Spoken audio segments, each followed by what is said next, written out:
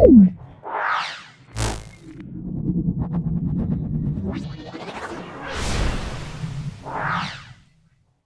নাও, আজকে আমাদের এটাই লাস্ট ভিডিও। এটা দেখবে প্রশ্নবিচিত্রার 4 নম্বর সেট, অর্থাৎ মডেল কোশ্চেন পেপার 4।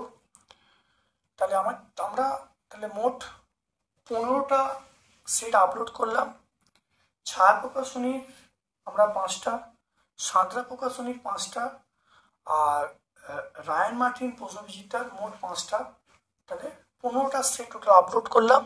আশা করি এই সেট থেকে তোমরা সবই কমন পাবে। দেখে নাও, কোনো ভার্নিয়ার ক্যালিপার্সে ভার্নিয়ার স্থিরাঙ্ক বলা আছে 0.1 মিলিমিটার, ত্রুটি বলা আছে -0.05 সেন্টিমিটার, গোলকটার ব্যাস মাপার সময় মূল স্কেলের মান 1.7 সেন্টিমিটার, মিলিত হওয়া ভার্নিয়ার দাগ 5। তাহলে গোলকটির ব্যাস কত হবে?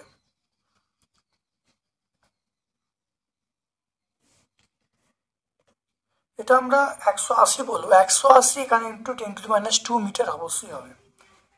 তারপরে দেখো, এই সংখ্যা তাৎপর্যপূর্ণ, এই সংখ্যা যথার্থ এই অঙ্কদ্বয়ের মান কত হবে তাৎপর্যপূর্ণ সংখ্যার ভিত্তিতে?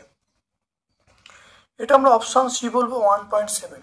টোটাল গুণ করতে হবে, গুণ করে যেটা আসবে সেটাকে আমরা 2 ঘর মানে দশমিকের পর 1 ঘর লিখবো।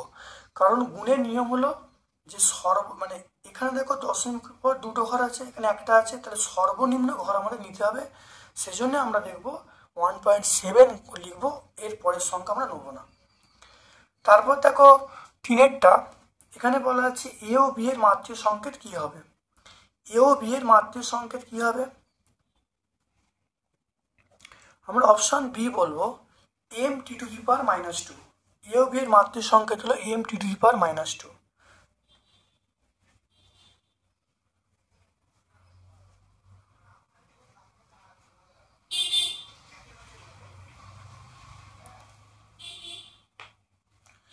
তারপর দেখো 4এরটা, x² = 2t² + 6t + 1। আমাকে বলেছে এখানে ত্বরণের সঙ্গে দূরত্বের কি সম্পর্ক আছে? আমরা অপশান ডি বলবো x⁻³ ত্বরণের সঙ্গে x⁻, অর্থাৎ 1/x³। তারপর দেখো 5এরটা, দেখো একটি কণার বেগ ভি দ্রুতিতে বৃত্তাকার পথে পরিভ্রমণ করছে। ঘূর্ণনের সময় গড় দ্রুতির মান কত হবে? এটা আমরা অপশন বি বলবো, সেটা 3v/π। 6এরটা দেখো ওয়াই অক্ষে, 6এরটা দেখে নাও, 6এরটা ওয়াই অক্ষের সঙ্গে একটা ভেক্টর দেওয়া আছে, এখানে কোণ কত হবে? 6এর আমরা অপশন বি পাবো 240 ডিগ্রি। 7এরটা দেখে নাও, 7এরটা চিত্র আছে, একটি বস্তুকে খাড়া ঊর্ধ্বমুখে ছোঁয়া হলো, গতিবেগ সময় লেখচিত্র দেখানো হয়েছে, সর্বোচ্চ উচ্চতা কত হবে? 7এর আমরা অপশন এ বলবো, এবি বলবো, সর্বোচ্চ উচ্চতা কি হবে? এবি হবে।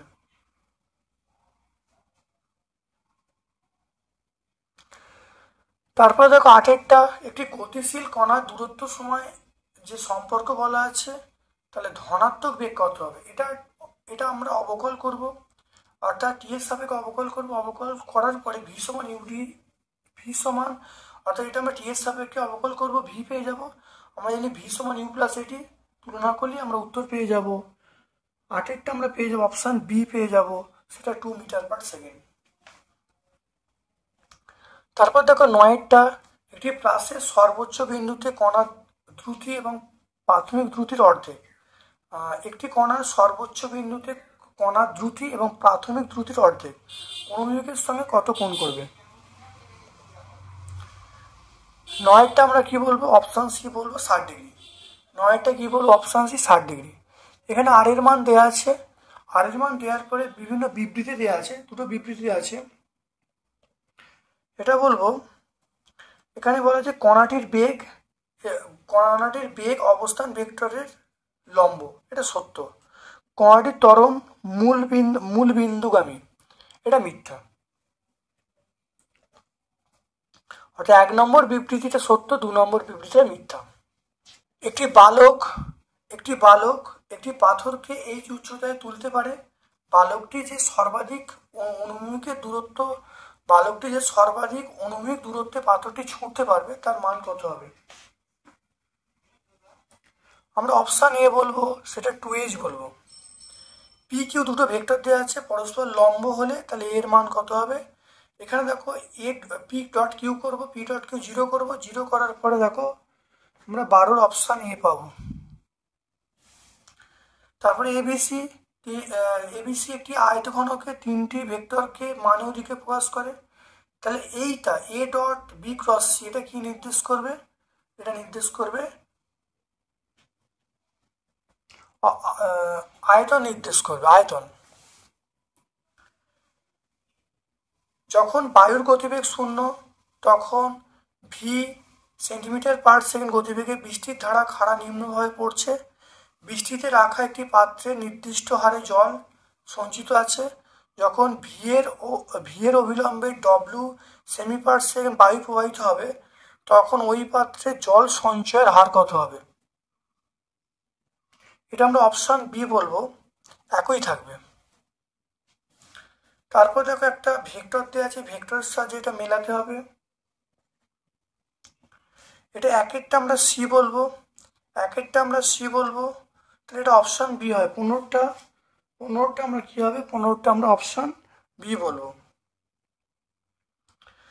তাহলে একেরটা বলবো সি এরটা, দুয়েরটা বলবো ডি এরটা, আর 3এরটা বলবো এরটা, আর 4টা বলবো বি এরটা।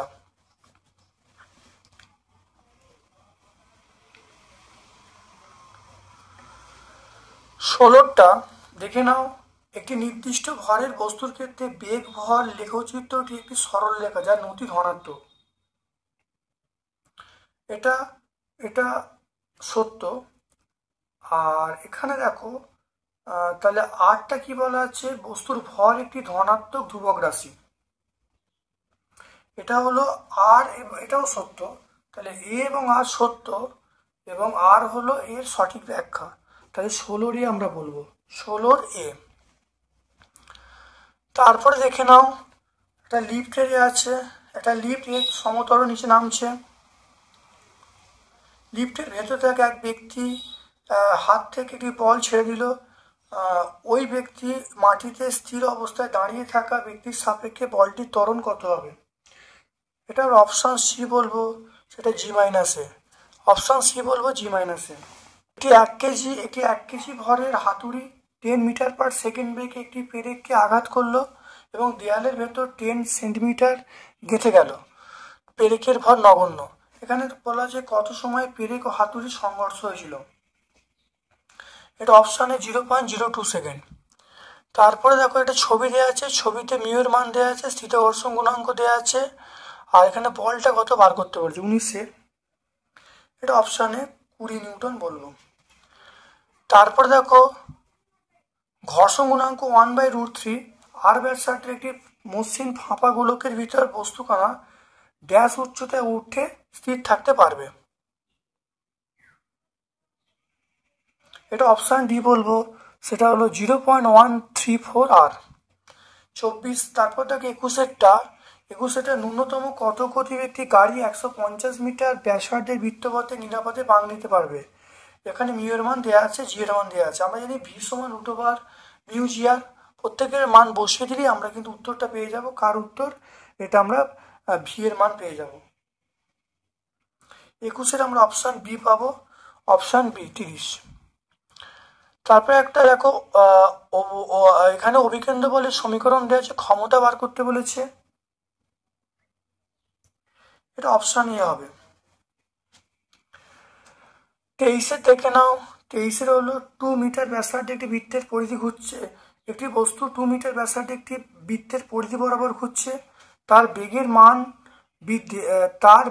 মান বৃদ্ধির হার 2 মিটার/সেকেন্ড, মানে ত্বরণ বলা আছে। তাহলে তার বেগের মান বৃদ্ধির হার মানে ত্বরণ বলা আছে 2 মিটার/সেকেন্ড²। এক পাক ঘোরার জন্য তার দ্রুতি কত হবে? 23-এর আমরা কি বলবো, অপশান বি বলবো, 4 into root pi, 4 into root pi. তারপরে এখানে দেখো, এখানে বলা আছে সরণ এবং ত্বরণ পরস্পর সমানুপাতিক, কণাটার গতিশক্তির বৃদ্ধি কেমন হবে?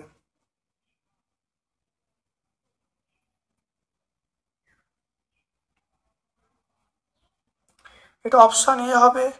এখানে অপশান এ এক্স স্কোয়ার, আমরা কি বলবো, এক্স স্কোয়ার বলবো। 23-এটা দেখে নাও, একটি বস্তু সরলরৈখিক পথে মেশিনের দ্বারা চলছে, মেশিনের ক্ষমতা T⁴ এর সঙ্গে সমানুপাতিক, টি সময় দ্বারা বস্তু দ্বারা অতিক্রান্ত দূরত্ব ড্যাশের সঙ্গে সমানুপাতিক হবে। এটা অপশান বি বলবো, T⁴n+3/2। এগুলো তোমাদের ভিডিও আছে, এগুলো সব সলভ করা আছে, ভালো করে তোমরা দেখবে। আগে যে সকল ভিডিওগুলো চ্যাপ্টার ওয়াইজ দেওয়া আছে সেগুলো প্রথম দেখলে সব সলভ করা আছে। 26-এ দেখো, একটি স্প্রিংকে 2 মিটার প্রসারিত করলে স্প্রিংটির সঞ্চিত স্থিতিশক্তির মান 100 জুল, এবং স্প্রিংটিকে আরও 2 সেন্টিমিটার প্রসারিত করলে বর্ধিত স্থিতিশক্তি কত হবে? 26-এর আমরা অপশান বি বলবো, 300 জুল। তারপরে দেখো, এম ভর বিশিষ্ট এল দৈর্ঘ্যের একটি দণ্ড উল্লম্ব দেয়ালের সঙ্গে 60 ডিগ্রি কোণে আছে, এবং এই দণ্ডটির স্থিতিশক্তি কত হবে? 27-এর আমরা বলবো, 27-এর অপশান ডি, mgl/4, mgl/4।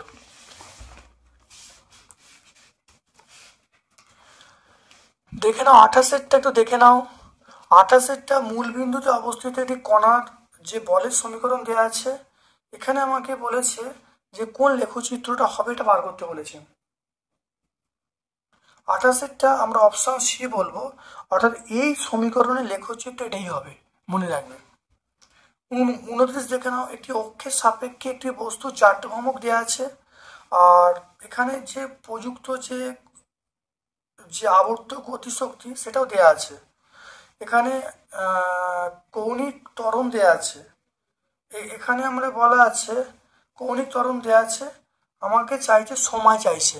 তাহলে এখানে দেখো আয়ের মান দেওয়া আছে, এখানে গতিশক্তির মান দেওয়া আছে, আর আলফার মান দেওয়া আছে, ত্বরণ চাইছে। এটা আমরা অপশান এ বলবো, 2 সেকেন্ড বলবো। তারপর দেখে নাও একটি কণা সমষ্টির ভরকেন্দ্র প্রদত্ত কোণটির উপর নির্ভর করে না। এটা কণার ভরের উপর নির্ভর করে, কণার অবস্থানের উপর নির্ভর করে, আপেক্ষিক গুরুত্বের উপর নির্ভর করে, কিন্তু এটা হবে কণার প্রযুক্ত বলের উপর নির্ভর করে না। প্রযুক্ত বলের উপর নির্ভর করে না।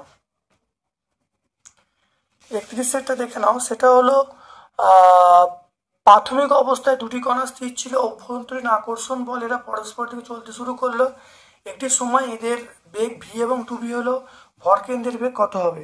31-এর আমরা অপশান ডি বলবো, এর মধ্যে কোনোটিই নয়। তারপর দেখো, মূলবিন্দু দেখে নাও, মূলবিন্দুর সাপেক্ষে দুটি সমান ভরের যে ভেক্টর হলো পি এবং কিউ, এদের ভরকেন্দ্রের অবস্থান ভেক্টর কত হবে? অপশান বি হবে, p+q/2, P vector plus Q vector. 33 দেখে নাও, আর এবং 4r ব্যাসার্ধ বিশিষ্ট লোহার চাকতির বেগ টি এবং t/4, জড়তা ভ্রামক i1 ও i2 হলে কোনটা হবে বলতে বলছে। 33-এর আমরা বলবো i2 = 64 i1। দেখবে তোমরা এটা ওই ঘূর্ণন, মানে স্থিতিবিজ্ঞান এবং দৃঢ়বস্তু ঘূর্ণনের যে প্লেলিস্ট আছে, দেখলেই অঙ্কটা পেয়ে যাবে। তারপর দেখে নাও একটি আবর্ত গতিশক্তি এবং জড়তা ভ্রামকের মধ্যে, আবর্ত গতিশক্তি এবং জড়তা ভ্রামক এটা ই এবং আই, বস্তুটির কৌণিক ভরবেগ এল হলে কোনটা হবে? 34 আমরা অপশান সি বলবো, সেটা হলো L² = 2EI। এটা মুখস্থ রাখবে, এল ইআই এর সম্পর্ক হলো L² = 2EI। তারপর দেখো লাস্ট প্রশ্ন, সৌরতন্ত্রে গ্রহসমূহের গতি কোন রাশির সংরক্ষণ সূত্রের উপর প্রতিষ্ঠিত? এটা আমরা বলবো কৌণিক ভরবেগ, অপশান ডি বলবো কৌণিক ভরবেগ। তাহলে আজকে আমরা রায়ান মার্টিনের মোট 5টা সেট প্র্যাকটিস করলাম। খুব ভালো করে সেটগুলো দেখবে। ছায়া প্রকাশনীর 5টা, সাঁতরা প্রকাশনীর 5টা, এবং রায়ান মার্টিনের 5টা সম্পূর্ণ সলভ করলাম। ভিডিওটা প্রথম থেকে শেষ পর্যন্ত দেখবে, তোমরা অত্যন্ত উপকৃত হবে।